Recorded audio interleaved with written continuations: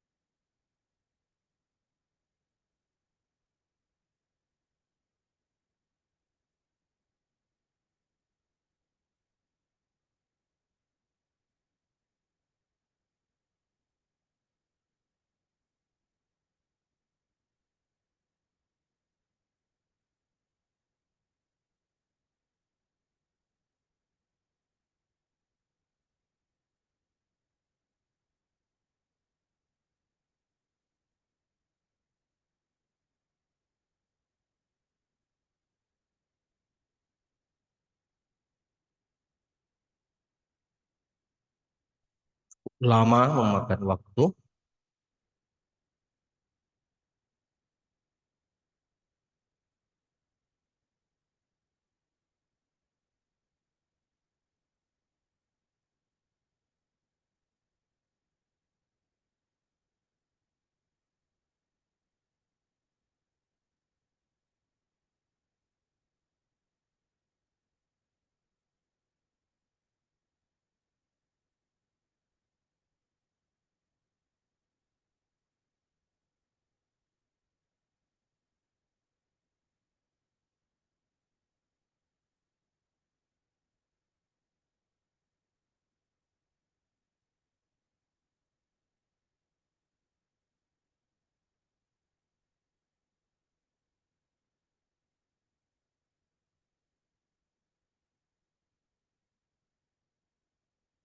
Oke, ternyata cukup sukses, berhasil. Kita coba lihat berikutnya trace plotnya dan density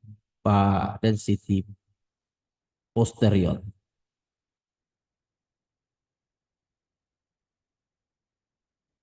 Oke. Jadi kita lihat ada 5 parameter di sini untuk trace plot parameter alpha, lambda, m, ada a, ada k. Jadi 5 parameter ini berhasil diestimasi dengan menggunakan Bayesian MCMC. Nah, dari 5 grafik yang ditunjukkan ini untuk masing-masing parameter alfa pada posteriornya kita ambil satu perwakilan nilai cukup dengan menggunakan mediannya saja. Kadang median, kadang min, kadang modus boleh. Kita akan coba ambil untuk parameter alfa median U, lambda median T, M median E, A median TA, dan K median IA. Kita run. Lalu kita buat yang kita perlukan, XI, ini XI adalah untuk density plot, XX, ini adalah untuk kumulatif plot, FF adalah kumulatif hampiran. Kita akan memasangkan histogram dengan fungsi densitas yang dihasilkan oleh Bayesian MCMC yang kita sebut dengan density plot, dan kita akan memasangkan kumulatif hampiran dan kumulatif model yang dihasilkan parameternya oleh Bayesian MCMC. Oke, kita coba lihat saja hasilnya seperti apa density plot dan kumulatif plot. Nah, itu dia. Jadi kalau kita lihat hasilnya sangat baik sekali ya, sangat baik sekali. Kita lihat yang berwarna hijau itu, garis berwarna hijau itu mampu menghampiri dengan baik uh, histogram. Oke, itu density yang bagus. Di mana kita tahu parameternya dihasilkan oleh Bayesian Markov chain Monte Carlo.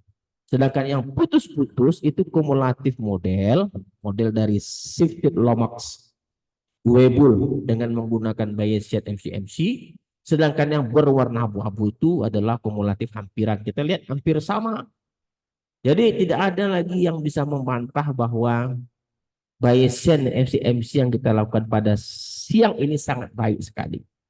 Ya, sangat baik sekali. Kita berpuas hati meskipun kita menggunakan waktu yang cukup lama untuk menunggu prosesnya, tapi kita berhasil untuk melakukan suatu teknik yang disebut dengan Bayesian MCMC atau Markov chain Monte Carlo. Oke, saya rasa baik sekali. Kita jumpa lagi pada sesi-sesi berikutnya. Assalamualaikum warahmatullahi wabarakatuh.